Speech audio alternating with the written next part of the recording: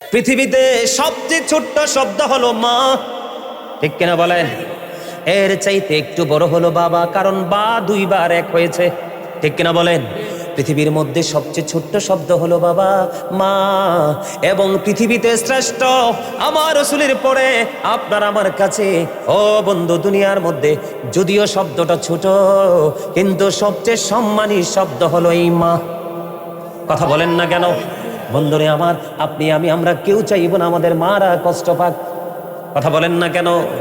যুবক রে, আজকে তোমরা আলোচনা শুনে যাও, কারণ আমি যখন ছোট্ট ছিলাম এইভাবে তোমাদের মতো, ও বন্ধু, মিথ্যে কথা বলছি না, বানিয়ে বলছি না, অতিরিক্ত বলছি না, আমিও কিন্তু এইভাবে বসে বসে শুনে শুনে আজকে এই জায়গায় আসছি।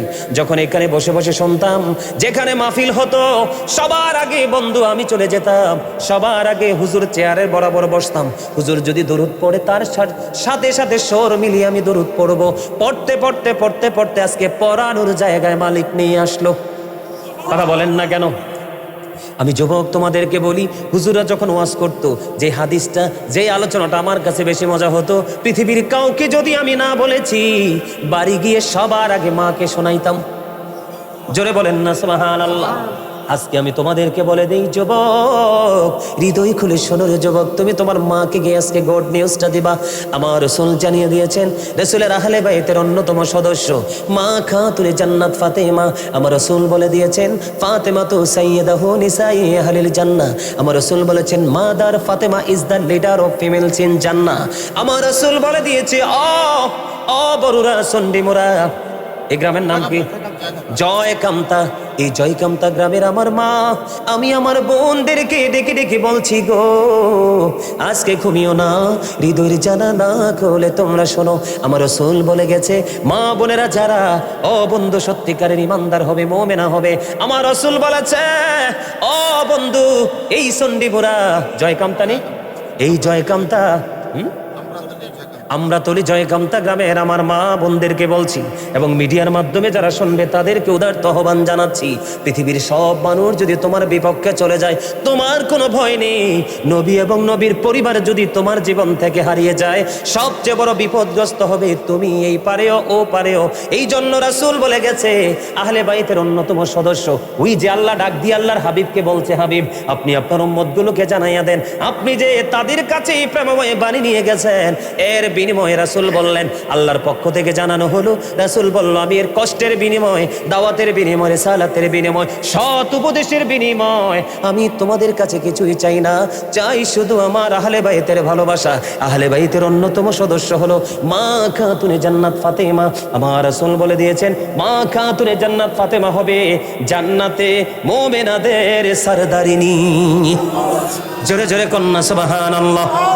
তাহলে আপনি যদি আজকে মাকে গিয়ে বলেন, মা গো, গাজী সুলাইমান আল কাদরি এসে বলে গেছে, মা খাতুনে জান্নাত ফাতেমাকে ফলো করো, ওনার মতো তোমার লাইফ স্টাইলটাকে করে ফেলো, তোমার নাকি জান্নাতে রিসিভ করবে নবীজির প্রিয় কন্যা মা ফাতেমা। তাহলে সেই আহলে বাইতকে ভালোবাসার দরকার আছে না নাই বন্ধু? ও বন্ধু, হৃদয় খুলে শোনো গো, মা ফাতেমার বিয়ে হলো কার সাথে? হযরতে আলী, ইসলামের চতুর্থ খলিফা। মা আয়েশা সিদ্দিকা রাদিয়াল্লাহু তাআলা আনহা থেকে হাদিস কানা বর্ণিত, আমার আপনার প্রাণের রাসূল, ও বন্ধু, অত্যন্ত চমৎকার হাদিস বর্ণনা করেছেন। বন্ধুরে আমার, আবু বকর এবং আলী যখন এক জায়গায় বসতো, আমার মা খাতুনে জান্নাত ফাতেমা এমন স্বামী পেয়েছে রে, আমাদের জন্য বড় নেয়ামত বন্ধু। যখন হযরতে আবু বকর এবং হযরতে আলী যখন একটা জায়গায় দাঁড়াতো অথবা বসতো, হযরতে আলীর চেহারার দিকে তাকায়া থাকতো আবু বকর। একদিন আবু বকরের কন্যা মা আয়েশা প্রশ্ন করলেন, বাবা, বাবা গো, আমার জানতে বড় মনে চায় গো বাবা। কি জানতে মনে চায়? বাবা, আমার জানতে বড় মনে চায়, তোমরা যখন একই জায়গায় হও গো, তখন তুমি প্রেমময় নজরে তাকিয়ে দেখো হযরতে আলীর দিকে, বাবা, আলীর মধ্যে কি আছে গো? এবার আবু বকর ডাক দিয়ে বললেন, আয়েশা, আয়েশা রে, হযরতে আলীর চেহারার দিকে তাকিয়ে থাকা ইবাদত। বাবা, এই কথা কে বলেছে? এই কথা বলেছে আমার প্রাণের নবীজি। জোরে জোরে বলেন না।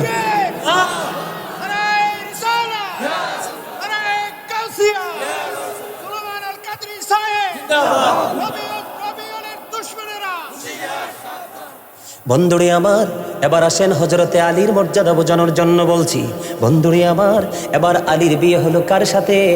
মা ফাতেমার বিয়ে হলো কার সাথে? আলীর সাথে। আলীর বিয়ে হলো কার সাথে? মা খাতুনে জান্নাত ফাতেমা। ও বন্ধু, মা ফাতেমার দলিল পেয়ে গেলাম, ভালোবাসলে জান্নাতের নেত্রী। আর হযরতে আলী সম্পর্কে রাসূল বলেছেন, I am a city of education, the gate of that city is Ali. আমার রাসূল বলেছেন, আনা মাদিনাতুল ইলমি ওয়াদিউন বাবুহা। আমার রাসূল বলেছেন, আমি নবী হলাম শিক্ষার শহর, আর সেই শহরের দরজা হলো হযরতে আলী। জোরে জোরে বলেন না সুবহানাল্লাহ। বন্ধুরে আবার, এবার আলী এবং ফাতেমার বিয়ে হয়ে গেল, তাদের মধ্যে বন্ধু প্রেমময় মিলন হয়ে গেল। তাদের মধ্য থেকে ফুটন্ত গোলাপের মতো দুইটা নূরানী সন্তান পৃথিবীতে আসলো। একজন হলো হযরত ইমাম হাসান, আরেকজন হলো হুসাইন রাদিয়াল্লাহু তাআলা আনহু। আমার রাসূল বলেছেন, ইমাম Hasan and Hussain to my flower in the world. আমার রাসূল বলে দিয়েছেন, ইমাম হাসান হুসাইন দুই ভাই, দুনিয়ায় আমার দুইটা ফুল। জোরে জোরে কন্যা সুবহানাল্লাহ। ও বন্ধু, এই গ্রামের যুবক, তোমাদের নসিব কত প্রেমময়, তোমাদের নসিব কত খুশনসিব রে। আমার রাসূল তোমাদের জন্য গুড নিউজ দিয়েছে। কেন তুমি আহলে বাইতকে ভালোবাসবা? নবীর পরিবারকে তুমি কেন ভালোবাসবে, এটা তো জানার দরকার। আমার রাসূল বলে দিয়েছেন, আল হাসান ওয়াল হুসাইন সাইয়্যিদা শাবাবি আহলিল জান্নাহ। আমার রাসূল বলেছেন, ইমাম Hasan and Hussain are the leader of younger people in জান্নাহ। আমার রাসূল বলে দিয়েছে, ইমাম হাসান হুসাইন জান্নাতে যুবকদের নেতা হবে, লিডার হবে। জোরে জোরে বলুন না সুবহানাল্লাহ, আর জোরে বলুন না সুবহানাল্লাহ। বন্ধু, তাহলে আহলে বাইতকে ভালোবাসার দরকার আছে না নাই? আরো জোরে বলেন। ইমাম হুসাইন জান্নাতের সরদার, নবীজির কলেজার টুকরা। নবীজি বললেন, হুমা রাইহানাইহা মিনাদ দুনিয়া। ইমাম হাসান হুসাইন দুনিয়ায় নবী বলছেন দুইটা ফুল, ঠিক কিনা বলেন? আরো জোরে বলেন না। বন্ধুরে আমার, এই যে ইমাম হাসান হুসাইনকে ভালোবাসবো, আপনাদেরকে আরো একটু বলি, ইমাম হাসান হুসাইনকে আমার আল্লাহ কত ভালোবাসে। ঈদের পরবক্ষণে ও বন্ধু মা ফাতেমার কাছে গিয়ে বলল, মা গো, ঈদের সময় তো ঘনিয়ে আসছে গো, ঈদ তো খুব কাছাকাছি, আমাদেরকে নতুন জামা দিবা না? মা ফাতেমা বলল, বাবা গো, তোমাদের জন্য পোশাকের ব্যবস্থা হয়ে যাবে। ও বন্ধু, কিছুক্ষণ পরে বন্ধু দর্জি তার জন্য কাপড় নিয়ে আসলো জান্নাত থেকে। জোরে জোরে কন্যা সুবহানাল্লাহ। এবার মা খাতুনে জান্নাত ফাতেমা খেয়াল করেন, নতুন জামা চাইতে দেরি রে। মা ফাতেমা বললেন, হয়ে যাবে, ব্যবস্থা হয়ে যাবে। জান্নাত থেকে বন্ধু পোশাক চলে আসলো। এই খবর আমার নবীজির কাছে মা ফাতেমা জানিয়ে দিলেন, বাবা গো, একজন দর্জি এসে ঘরে পোশাক দিয়ে গেল। আমার নবীজি বললেন, এইটা দর্জি নয়, এটা হলো জিবরাইল। আমার কলিজার টুকরা দুইজনের দর্জি হয়ে পৃথিবীর বুকে কদম দিয়েছে। আমার আল্লাহ জান্নাত থেকে পোশাক পাঠিয়েছে। জোরে জোরে কন্যা সুবহানাল্লাহ, আর জোরে বলেন না সুবহানাল্লাহ। আহলে বাইতকে ভালোবাসার দরকার আছে না নাই? আর জোরে বলেন না। ইমাম হাসান হুসাইনের আদর্শ আমাদের ধারণ করার দরকার আছে না নাই? ও যুবক, আমাদের চরিত্র কেমন আর ইমাম হাসান হুসাইন কেমন ছিল? একদিন দুই ভাই ঘর থেকে বের হলো, ঘোড়ায় চড়ে টকবক টকবক করে যখন ভ্রমণ করতে লাগলো, হঠাৎ করে দৃষ্টি সীমার মধ্যে পড়লো, একজন মুরব্বী ওযু বানাইতেছে। দাদু কি করতেছে? ওযু বানাইতেছে। ওই দাদুর কিন্তু ওযু হয় না। এবার হাসান হুসাইন দুই ভাই দেখলেন, ওই যে বুড়ো দাদু ওযু বানাই রে, তার ওযু তো হয় না। এবার এক ভাই আর এক ভাইকে ডেকে ডেকে বলল, ভাইয়া, ওই যে নজর দিয়ে চাইয়া দেখো, ওই বুড়ো দাদু ওযু বানাই, তার ওযু তো হয় না। এই কথা বলার পরে ইমাম হাসান হুসাইন দুই ভাই মিলে বুদ্ধি করলেন, কি করা যায় রে বলো? দুই ভাই মিলে বুদ্ধি করলেন, চলো দাদুর কাছে চলে যাই। যাওয়ার পরে কি করলেন? দাদুকে সালাম দিলেন। দাদু সালামের জবাব দিলেন। জবাব দেওয়ার পরে এবার কিনে দাদু প্রশ্ন করলেন, তোমরা কে গো? এবার তারা পরিচয় না দিয়ে বললেন, দাদু বলো না, আমরা দুই ভাই আজকে ওযু করব। কি করব? সুবহানাল্লাহ বলেন না। ওই বুড়ো দাদুকে ডাক দিয়ে বললেন, দাদু গো, আমরা দুই ভাই আজকে ওযু করব। দাদু তুমি বলে দিবা কার ওযুটা বেশি সুন্দর। জোরে জোরে কন্যা সুবহানাল্লাহ। এবার কি করলেন? দুই ভাই মিলে ওযু বানালেন। ওযু বানানোর পরে দাদুর কাছে জানতে চাইলেন, দাদু বলো না কার ওযুটা বেশি সুন্দর। এবার ওই বুড়ো দাদু একটা ডাক দিয়ে বলল, দাদু গো, কে গো তোমরা? কেন এত তোমাদের চেহারা এত নূর, কেন তো তোমাদেরকে দেখে এত প্রেমময় মনে হয়, কেন গো তোমরা এত মিষ্টি, তোমাদের অজু এত সুন্দর। দাদু তোমরা দুই ভাইয়ের অজু সুন্দর, আমি দাদুর অজুটাই হয় নাই। জোরে জোরে কন্যা সুবহানাল্লাহ, আর জোরে বলেন না সুবহানাল্লাহ। আমরা যদি অন্যায় করি, একজন আরেকজনকে ধাক্কা মেরে ফেলে দেই, প্রহার করতে থাকি, কিন্তু নবীর কলিজার টুকরার আদর্শ দেখতে পাইছেননি? কোন উচ্চবাচ্য করেছে, কোন গর্হিত আচরণ করেছে? ঠিক কিনা বলে? এখন আমরা যদি ছেলেদেরকে শাসন করি, তারা আমাদের দিকে উগ্র মেজাজে তাকায়, ঠিক কিনা বলে? তাহলে তাদের লাইফ সুন্দর হবে কিভাবে? তোমার জীবনে যদি অভিভাবক না থাকে, যোগ্য দক্ষ টেকসই অভিভাবক লাগবে, তাহলেই তোমার ফিউচার হয়ে যাবে ব্রাইট। এবার কি করলেন? ওই দাদু প্রশ্ন করলো, দাদু দাদু গো বলো না কেন এত সুন্দর তোমাদের অজু, তোমাদের পরিচয় কি? এবার দুই ভাই উত্তর দিলেন, দাদু দাদু গো আমরা পৃথিবীর কোনো সাধারণ মানুষ নই, আমরা পৃথিবীর কোনো সাধারণ ঘরের সন্তান নই, আমরা হলাম তোমার নবী রাহমাতাল লিল আলামিন, ইমামুল মুরসালিন, সিরাজুম মুনীরা, নূরুম মুবিন। ওই যে নূরুন আলা নূর নবী, ওই নূর নবীজির কলিজার টুকরা হাসান হুসাইন দুই ভাই। এই অজু আমাদেরকে পৃথিবীর কেউ শেখায় নাই, এই অজু শিখেছি আমার প্রাণের নানার কাছ থেকে। জোরে জোরে বলেন না সুবহানাল্লাহ।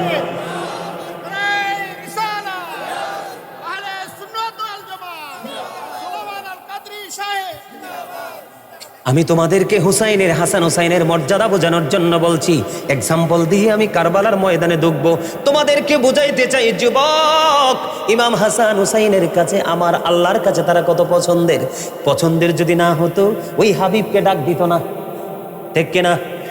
আল্লাহর বন্ধুকে ডাক দিয়েছে, হাবিব আপনি যে রিসালাতের বাণী নিয়ে গেছেন, রিসালাত নিয়ে গেছেন, সত্যের উপদেশ দিচ্ছেন, এই যে কষ্ট ত্যাগ স্বীকার করেছেন, এর বিনিময়ে আপনি কিছুই চান না, উম্মতগুলোকে জানাইয়ে দেন আমি চাই শুধু আমার আহলে বাইতের ভালোবাসা।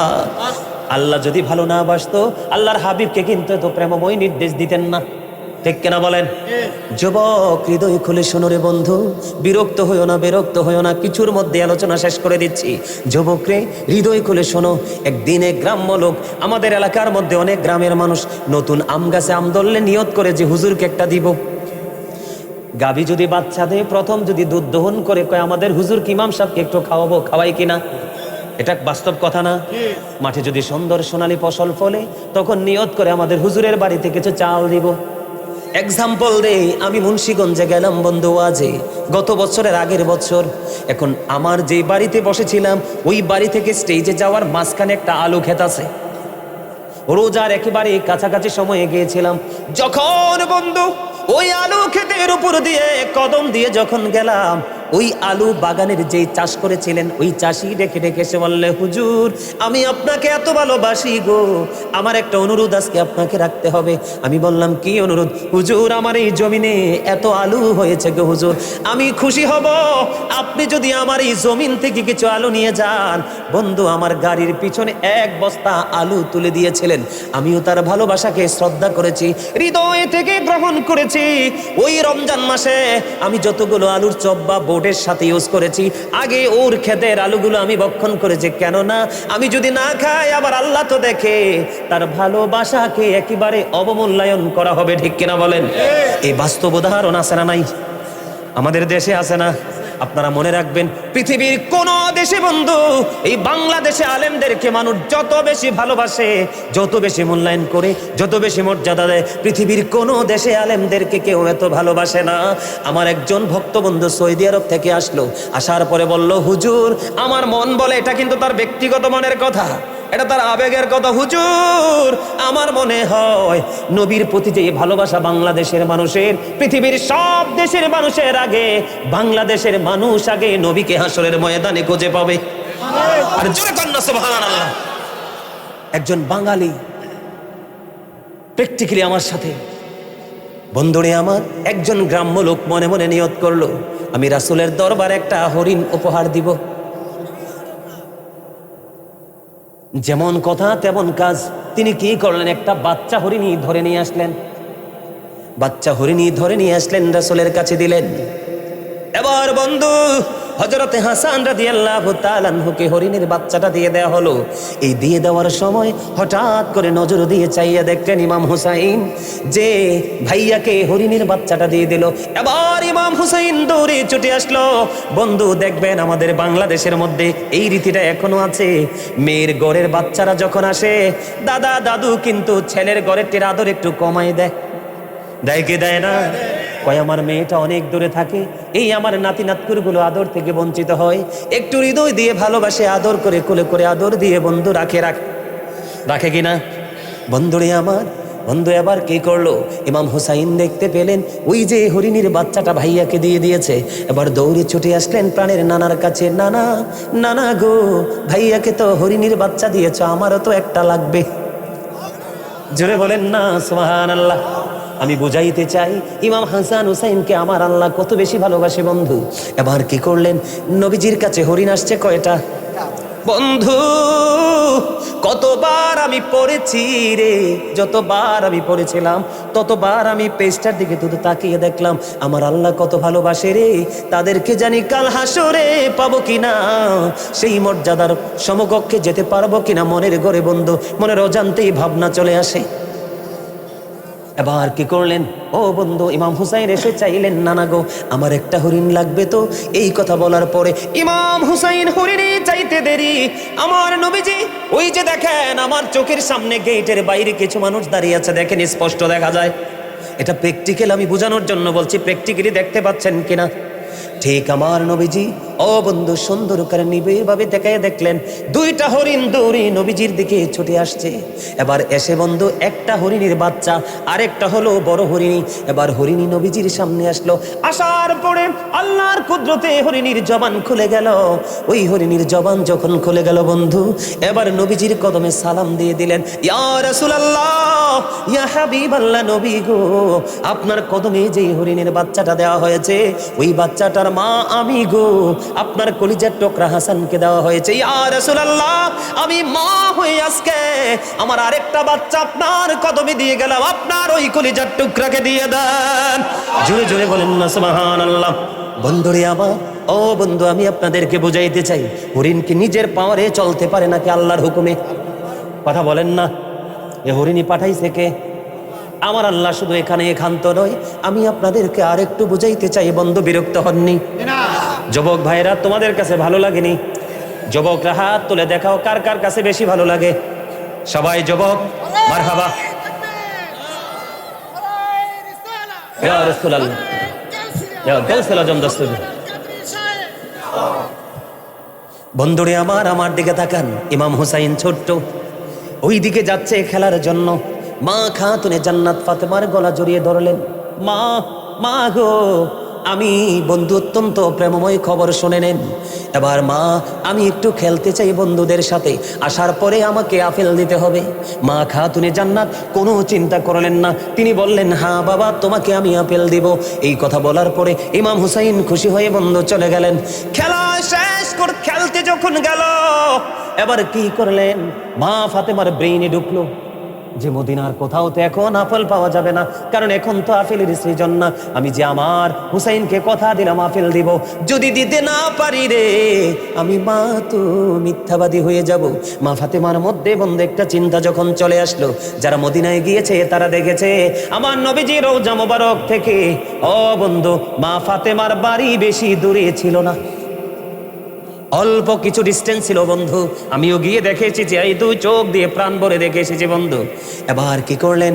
এবার আমার দিকে তাকান বন্ধু, যদি ভালো না লাগে আলোচনা শেষ করা পর্যন্ত যদি ভালো না লাগে আমি কিচ্ছু বলবো না, ওই দিক দিয়ে বের হয়ে চলে যাবেন, কিন্তু কাউকে ডিস্টার্ব করবেন না বন্ধু। আমি আপনাদেরকে বলে দিতে চাই এবার ঘটনাটা কি হলো। এবার ইমাম হুসাইন গেলেন চলে গেলেন খেলতে, মা ফাতেমা দৌড়ে চলে গেলেন রাসূলের হুজরা মুবারকে। হুজরা মুবারকে যাওয়ার পরে আমার নবীজির কলিজার টুকরা যাকে বলা হয় বলতেন আমার নবী উম্মে হাবিবা, জোরে জোরে বলেন না সুবহানাল্লাহ। বন্ধুরে আমার, নবীজি যখন ললাটের মধ্যে ঘাম দেখলেন, দেখার পরে ডাক দিয়ে বললেন, মা, মা গো। নবীজি বসা ছিলেন, মা ফাতেমাকে দেখে বন্ধু দাঁড়িয়ে গেলেন, আম্মা আপনি এখানে বসেন, আপনার ললাটে ঘাম দেখা যায় কেন? বাবা, বাবা গো, আপনার কলিজার টুকরা হুসাইন আজকে আপেল চেয়েছে গো বাবা, আমি কথা দিয়েছি খেলা শেষ করে আসতে দিব গো, কিন্তু বাবা এখন তো মদিনার কোথাও আপেল নাই, আমি কোথা থেকে আপনার কলিজার টুকরাকে আপেল দিব? ও বন্ধু, বাবা এবং মেয়ের মধ্যে কথোপকথন চলতেছে, এর মধ্যে বন্ধু জিব্রাইল এসে হাজির। ইয়া রাসূলুল্লাহ, আপনার কলিজার টুকরার জন্য আমার আল্লাহ জান্নাত থেকে আপেল পাঠিয়ে দিয়েছে। জোরে জোরে বলেন না সুবহানাল্লাহ। সুবহানাল্লাহ ওয়ালহামদুলিল্লাহ লা ইলাহা ইল্লাল্লাহ, সুবহানাল্লাহ আলহামদুলিল্লাহ লা ইলাহা ইল্লাল্লাহ, লা ইলাহা ও লা ইলাহা ইল্লাল্লাহ। নবী আমার নূরের ফুতল, জগৎ করলেন ও জালা, নবী আমার নূরের ফুতল, জগৎ করলেন ও জালা, রোজ হাসরে করবেন তিনি উম্মতের ফায়সালা। সুবহানাল্লাহ আলহামদুলিল্লাহ লা ইলাহা ও লা ইলাহা ইল্লাল্লাহ। আরশে কুরসি লৌহ কলম সৃষ্টি যাহার ওসিলা, আরশে কুরসি লৌহ কলম সৃষ্টি যাহার ওসিলা, নিজে আল্লাহ খুশি হইয়া নাম রাখিলেন হাবিবুল্লাহ। সুবহানাল্লাহ। মহাব্বতে আরো জোরে, মহাব্বতে লাও। সুবহানাল্লাহ ওয়ালহামদুলিল্লাহ লা ইলাহা ইল্লাল্লাহ, লা ইলাহা ও লা ইলাহা লা ইলাহা ইল্লাল্লাহ মুহাম্মাদুর রাসূলুল্লাহ সাল্লাল্লাহু আলাইহি ওয়াসাল্লাম। জিকির করার পরে শান্তি লাগছে কার? কার লাগছে? হাত তুলে দেখান। আলহামদুলিল্লাহ হাত নামান। বলে হুজুর প্রশ্ন কেন করলেন? কারণ আমি যে বললাম জান্নাতের বাগানে আসলে জান্নাতি ফল খেয়ে নাও, এর মধ্যে সুবহানাল্লাহ আলহামদুলিল্লাহ এগুলো হলো জান্নাতি খাবার। বলে হুজুর খাবার হলো কেমনে? প্রত্যেকটা মানুষ ডবল, একটা হলো তার দেহ, আরেকটা হলো তার আত্মা, একটা হলো তার বডি, আরেকটা হলো তার সোল। দেহের খাবার পৃথিবীতে মিলে আর রুহের খাবার মিলে এই রকম পরিবেশে মসজিদে, আলেমদের জলসায়, আল্লাহর ওলিদের দরবারে।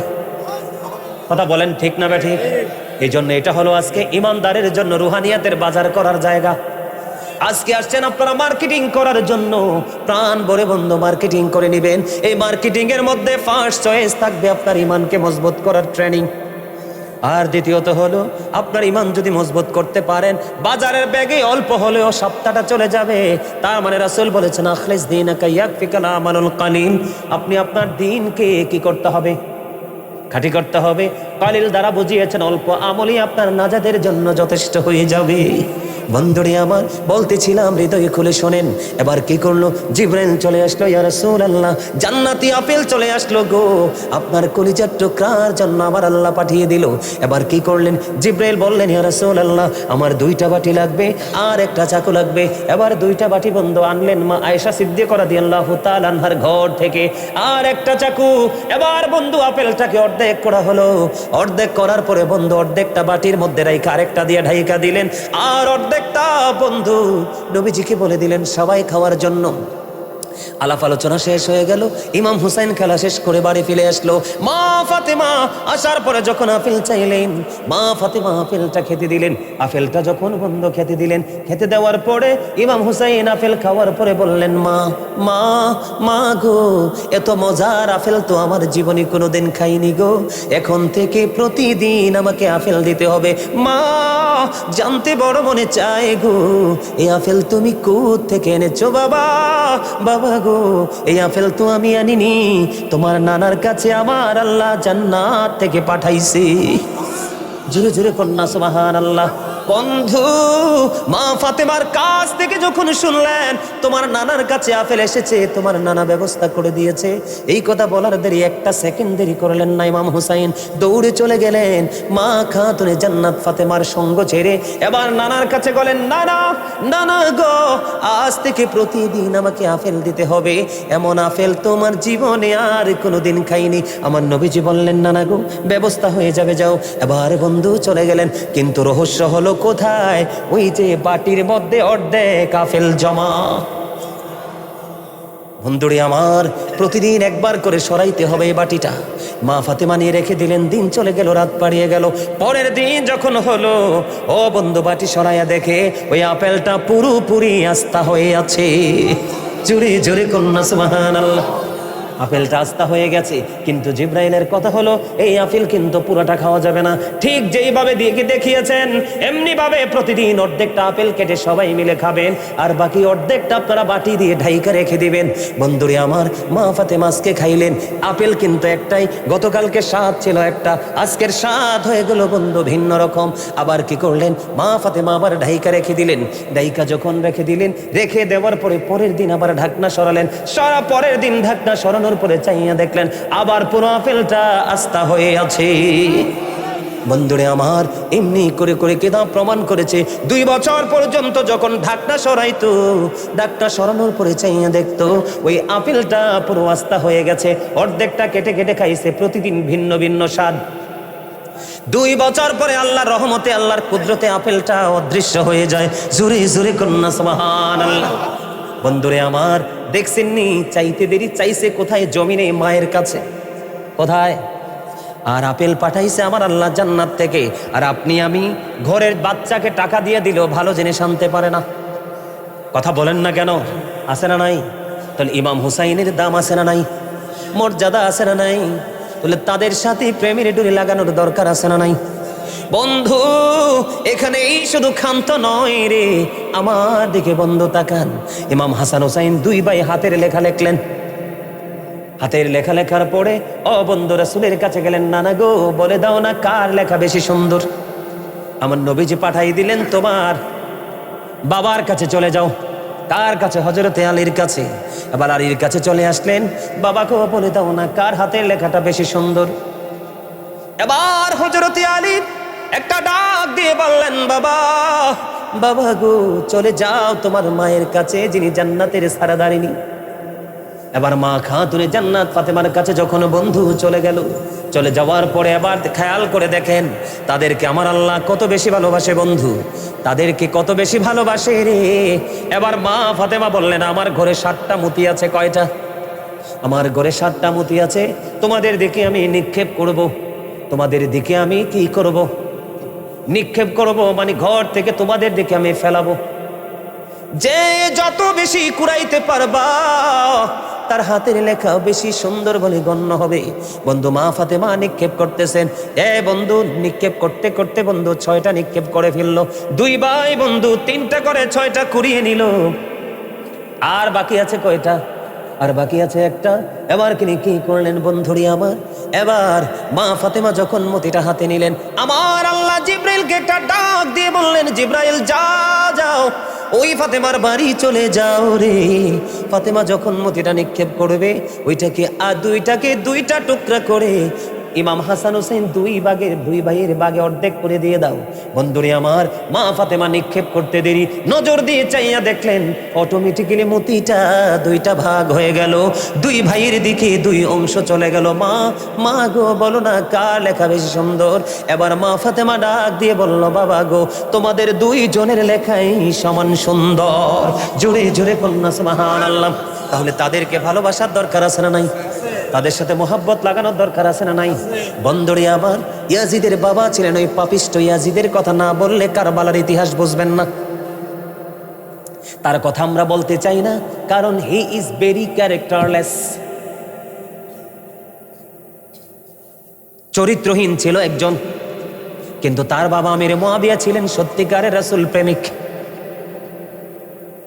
বন্ধু, অনেক লম্বা ঘটনা। ইয়াজিদ যখন ক্ষমতার মস্তদে বসলো ৬০ হিজরিতে, তখন মদিনার গভর্নর ছিলেন বন্ধু মারওয়ান ইবনে হাকাম। ওনার কাছে চিঠি পাঠালেন, আমার দিকে তাকান না, ইমাম হুসাইনের কাছে চিঠি পাঠালেন, ইমাম মারওয়ান ইবনে হাকামের কাছে চিঠি পাঠালেন ইমাম হুসাইনকে চাপ সৃষ্টি করার জন্য, ইয়াজিদের হাতে বায়াত গ্রহণ করার জন্য। জোরে জোরে কন্যা নাউজুবিল্লাহ। আপনারা বলেন, একজন ক্যারেক্টারলেস সম্পূর্ণ মানুষের কাছে কি গড ক্যারেক্টার সম্পূর্ণ মানুষ এক হাত মিলাইতে পারে? কথা বলেন না কেন? তিনি তো নবীর আওলাদ, তিনি জান্নাতের লিডার। আমার নবী যে তাকে ফুলের সাথে তুলনা করেছেন, আমার আল্লাহ যে চাইতে দেরি জান্নাত থেকে পাঠাইতে দেরি করে না, এমন একজন সৃষ্টি, এমন নবীর কলিজার টুকরা ইয়াজিদের সাথে হাত মিলাতে পারে না। বন্ধু আমার দিকে তাকান, আমি কি বলতে চাই শোনেন। আমাদের দেশে কিন্তু নষ্ট মানুষ আছে। নষ্ট মানুষকে মানুষ ভালোবাসে না, কিন্তু এই নষ্ট মানুষ মানুষের ভালোবাসা অর্জন করতে চায় টাকা পয়সা দৌলত ক্ষয় করে। কথা কন না কেন? যদি এইটাও না হয়, প্রেসার ক্রিয়েট করা হয়, তার মানে চাপ সৃষ্টি করা হয়, গাইবি সংবাদ দেওয়া হয় আতঙ্কিত করার জন্য। ঠিক আছে নি কথা? ঠিক তেমনি ভাবে ইয়াজিদ ছিলেন একজন ক্যারেক্টারলেস পারসন, চরিত্রহীন লম্পট ছিলেন। বন্ধু আমি আপনাদেরকে বলে দেই, ইমাম হুসাইনের উপদেশটাকে আপনার আমার প্রাণের রাসূল। কথা বলেন না কেন? আর ওই ইয়াজিদের উপদেশটা হলো বন্ধু, আমার আলোচনা শেষ করে দিচ্ছি আর অল্প সময়ের মধ্যে গুছিয়ে দিচ্ছি বন্ধু। ইয়াজিদের উপদেশটা হলো, তার নাম মুখস্থ করে নেন, তার নাম হলো শারজুন বিন মানসুরুর রুমি।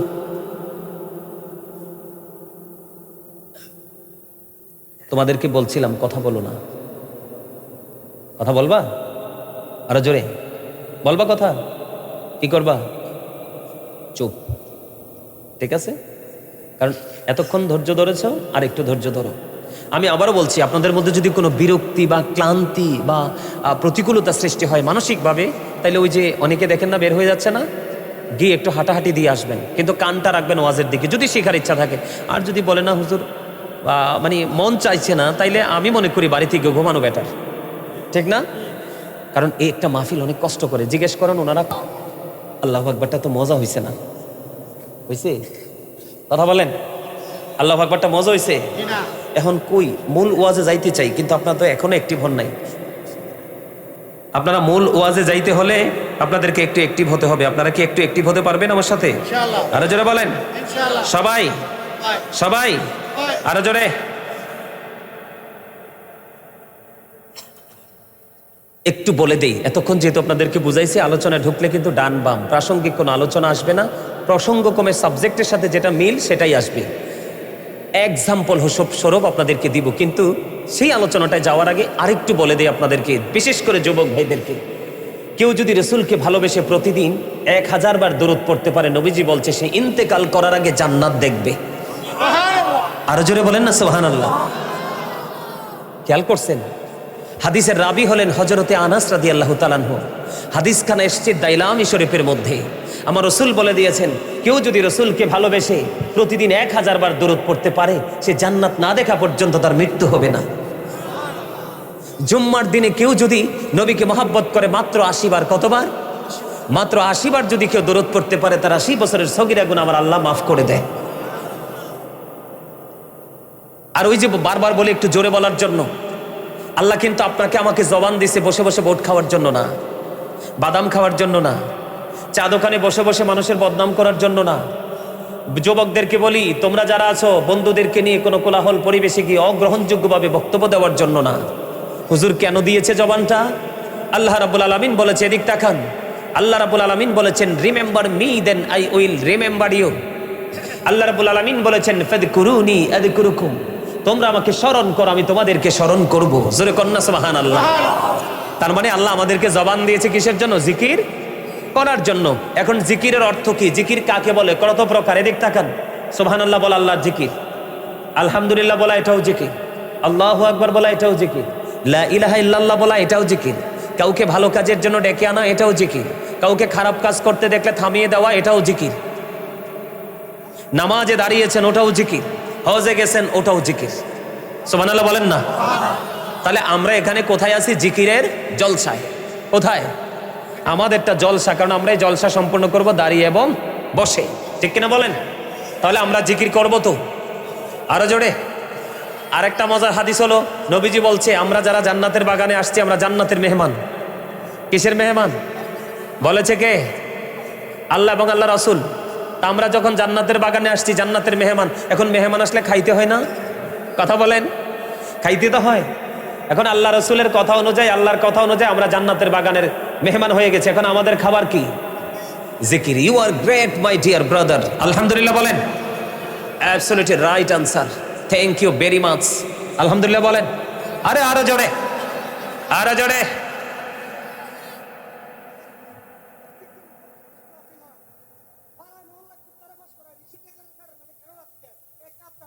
আচ্ছা ঠিক আছে, এটা বলবো পরে। ঠিক আছে বলবো, ঠিক আছে বলবো তো বলবো, বলবো বললাম তো বলবো, বলবো বলবো সবার পরে। ওর বক্তব্যটা একটু মনে করাই দিয়ে সবার পরে এই বিষয়টা নিয়ে, মানুষের নীতি নৈতিকতা নিয়ে একটু টাচ দিব। দেওয়ার আছে, দরকার আছে না? আছে না নাই? আর বলা যাবে না আমি তোমার উত্তর বুঝতে পারছি, তোমার প্রশ্ন বুঝতে পারছি, বসো বসো। তো এখন রসুল বলছে তোমরা জান্নাতের বাগানে গেলে জান্নাতের বাগান থেকে ফল খাও। কি করো? আর এই জান্নাতের বাগানের ফল হলো সুবহানাল্লাহ, আলহামদুলিল্লাহ, আল্লাহু আকবার, লা ইলাহা ইল্লাল্লাহ। আল্লাহ যেন আমাদেরকে জিকির করার তৌফিক দেয়। জোরে কোন আমিন। আর জোরে কোন আমিন।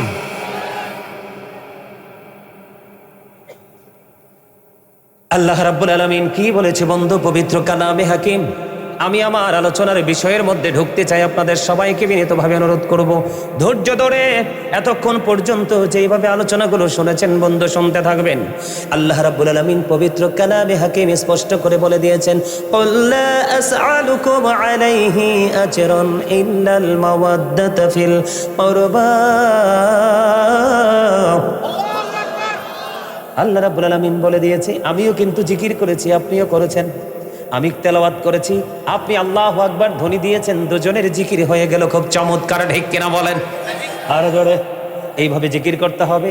আপনি যখন কোনো আলেমকে, যাকেই আপনার হক্কানি আলেম হতে হবে, পৃথিবীর সব আলেম কিন্তু হক না। নবীজি বলে গেছে কিয়ামতের পূর্বক্ষণে, কিয়ামতের আলামতের মধ্যে অন্যতম আলামত হবে আমাদের মতো মোল্লারা। সুবিধার জন্য, স্বার্থের জন্য মন গড়া ফতুয়া দিবে, সঠিক এলেম থাকবে না। তারা তাদের মন গড়া ফতুয়া দিয়ে দিয়ে সমাজের মধ্যে বিভক্তি সৃষ্টি করবে, আর সমাজের মধ্যে মানুষগুলো গোমরা হতে থাকবে, ঠিক কিনা বলার? এখন এই মোল্লার সংখ্যা বেরোইছে কিনা? আরো জোরে বলেন। আমার রাসূল বলে দিয়েছে, আমার রাসূল আমাদেরকে জানিয়েছে, আল্লাহ বলেছে, আল্লাহ বলেছেন, join with my dear people, come to my paradise. Allah রাব্বুল আলামিন বলেছে, যুবক তোমাদের জীবনে তোমরা যদি কোনো হক্কানি আলেমকে তোমরা ভালোবাসতে পারো হৃদয় দিয়ে, সেই আলেম হতে হবে সত্যিকারের আহলে সুন্নাত ওয়াল জামাতের অন্তর্ভুক্ত, নবীওয়ালা, ওলিওয়ালা, আহলে বাইতওয়ালা, সাহাবাওয়ালা, ঠিক কিনা বলেন? তুমি যদি ওই হক্কানি আলেমের সাথে প্রেমে ডোরি লাগাইতে পারো, আমার রাসূল জানিয়ে দিয়েছেন আল্লাহর কোরআনের ভাষা, আল্লাহ বলেছেন, ফাদখুলি ফি ইবাদি ওয়াদখুলি জান্নাতি। আমার আল্লাহ বলে দিয়েছেন, join with my dear people, come to my paradise. Allah বলেছেন, আমার প্রিয় লোকেদের সাথে যুক্ত হও আর আমার জান্নাতে চলে আসো। আল্লাহর প্রিয় লোকেরা হলো হক্কানি আলেম এবং হক্কানি আল্লাহর ওলিরা। জোরে বলেন না সুবহানাল্লাহ। বলে হুজুর গো, কেন হক্কানি আলেমরা আল্লাহর প্রিয় হয়ে যায়? আল্লাহ বলেছেন, ইন্নামা ইয়াখশাল্লাহা মিন ইবাদিহিল উলামা। এই পৃথিবীর বুকে মানুষ আল্লাহর কাছে 18,000 মাখলুকাতের মধ্যে মানুষ আল্লাহর কাছে সবচেয়ে সুন্দর। এর মধ্যে সবচেয়ে সুন্দর হলো বন্ধু মুসলমান। আর এই মুসলমানের মধ্যে সবচেয়ে বড় হলো আলেমরা। কারণ সত্যিকারের ভয় আলেমরাই আল্লাহকে করে, ঠিক কিনা বলেন? সত্য বলতে গিয়ে অনেক আলেম বন্ধু মায়ের খায়, অপমানিত হয়, লাঞ্ছিত হয়। এটা বন্ধু আলেমদের জন্য বড় নিয়ামত। আর যারা আলেমদের কথা জবান না বুঝে হক্কানি আলেম হইতে হবে, আমি আগেই বলেছি, সব আলেম হক নয় বন্ধু। যারা বন্ধু আলেম হয়ে অলির বিরোধিতা করে, আপনারা কি তাকে হক বলবেন? যারা আলেম হওয়ার পরে রাসূলকে ছোট করে কথা বলে হক বলবেন? যারা বন্ধু আলেম হওয়ার পরে নবী এবং নবীর পরিবারকে ছোট করে কথা বলে, তারা কি আলেম? আলেম না। বন্ধুরে আমার, আমি আপনাদেরকে বলে দিতে চাই, আমার যে আলোচ্য বিষয় আজকে হলো হলো শুহাদায়ে কারবালা। বন্ধুরে আমার, আল্লাহ রাব্বুল আলামিন বলে দিয়েছেন, আল্লাহ আসআলুকুম আলাইহি আজরান ইল্লাল মাওয়াদ্দাতা ফিল কুরবা। কুল দার আল্লাহ রাব্বুল আলামিন আল্লাহর হাবিবকে মিন করেছেন, আল্লাহর হাবিবকে মিন করে বলেছেন, হাবিব আপনি জানিয়ে দেন গো। ও আল্লাহ, আমি কি জানিয়ে দেব?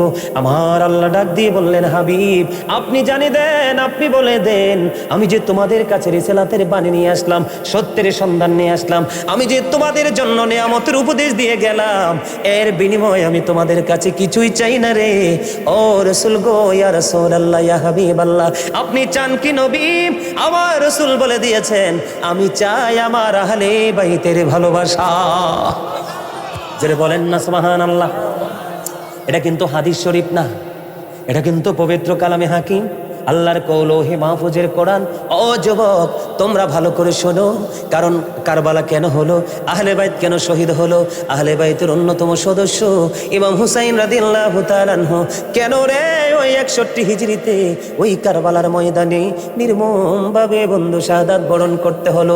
এই ইতিহাস তোমাদের জানা দরকার, কারণ তোমরা এই ইতিহাস জানতে চাচ্ছ না, কারণ এই ইতিহাসগুলো ধীরে ধীরে ধীরে ধীরে পৃথিবী থেকে মুছে যাবে। আর ইতিহাসগুলো যখন মুছে যাবে, তখনই ঘন ঘন পৃথিবীতে গজব আসবে, নতুন নতুন রোগের প্রকাশ হবে, ঘন ঘন ভূমিকম্প হবে। ও বন্ধু, আসমানি গজবের মোকাবেলা হবে। কারণ এখনই মাহে মুহররম যখন আসে রে, আপনারা দেখতে পাবেন এখন অনেক মোল্লারা ইয়াজিদের প্রশংসা করে। কথা বলেন না কেন? ইয়াজিদের নামের আগে বলে হযরত ইয়াজিদ, নাউজুবিল্লাহ বলেন। ও বন্ধু, আমি আপনাদেরকে বলে দিতে চাই, আমি নাম নিতে চাই না, ওরা অত্যন্ত নোংরা। যারা নবী এবং নবীর পরিবারকে নোংরামির সাথে তুলনা করে, এরা কখনোই ইমানদার হতে পারে না। তাদের সাথে সত্যিকারের ইমানদারের কোনো আপোষ হতে পারে না, ঠিক কিনা বলেন? আল্লাহ রাব্বুল আলামিন বলতেছে, হাবিব, আল্লাহ রাসূলকে ডেকে বললেন, হাবিব আপনি যে রিসালাত নিয়ে গেলেন, ও হাবিব আপনি যে উপদেশ নিয়ে গেলেন, আমাদের জন্য সত্য মিথ্যা কিভাবে পার্থক্য করবে, উপদেশ কে আনছে? রাসূল। কে আনছে? ওয়ার্ডার কার? আল্লাহর বন্ধু। এই যে আমাদের কাছে নবীজি দিনকে কায়েম করতে গিয়ে নবী কষ্ট পাইছে কিনা? নবীজি রক্ত মোবারক ঝরছে কিনা? উহুদের ময়দানে দান মোবারক শহীদ হয়েছে কিনা? ও বন্ধু, আবু জাহেল কত কষ্ট দিয়েছে, ঠিক কিনা বলে? উতবা সাইবা কষ্ট দিল, আমার আপনার প্রাণের রাসূল কত কষ্ট করেছে এই যে উম্মতের জন্য। সত্যিকারের দিন ইসলাম আমাদেরকে দিয়ে গেল, এর বিনিময়ে রাসূল বলেছেন, আমি তোমাদের কাছে কিছু চাই না রে, আমি চাই শুধু আমার পরিবার আহলে বাইতের ভালোবাসা। দেখেন কত মজা। কোরআন কার? আল্লাহর না? আল্লাহ আল্লাহর হাবিবকে ডাক দিয়েছে, কি করেছে? আল্লাহর হাবিবকে ডাক দিয়েছে, বন্ধু আমি এই আয়াতটা নাজিল করলাম, আপনি আপনার উম্মতগুলোকে জানিয়ে দেন, আপনি যত কষ্ট করেছেন এই দিন তাদের কাছে পৌঁছে দিয়েছেন, সত্যের সন্ধান নিয়ে গেছেন, এর বিনিময় আপনি তাদেরকে জানাইয়া দেন, হাবিব আমি কিচ্ছু চাই না, আমি চাই শুধু আমার আহলে বাইতের ভালোবাসা। এবার আসেন বন্ধু, আহলে বাইত বলতে আমরা কি বুঝি? আমার দিকে তাকান যুবক, তোমাদের মা বোন আছে না নাই বাড়িতে? দাদি নানি চাচি জেঠি খালা ফুফু আছে না নাই? এই মায়ের জাত অত্যন্ত সম্মানী এবং মর্যাদার জায়গা, ঠিক কিনা বলে?